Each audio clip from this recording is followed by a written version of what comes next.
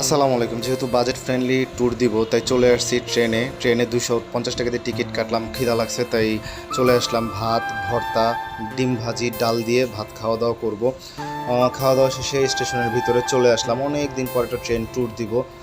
আলহামদুলিল্লাহ খুব ভালো লাগতেছে। তো ট্রেনটাও ছেড়ে দিল আমাদের 10টা 15 মিনিটে। আস্তে আস্তে করে ট্রেন আগাচ্ছে। আমরা কমলাপুর স্টেশনটা পার হচ্ছি। যেহেতু কমলাপুর থেকে বিমানবন্দর পর্যন্ত আস্তে আস্তে চালাবে, তো আস্তে আস্তে ট্রেনটা আগাচ্ছে।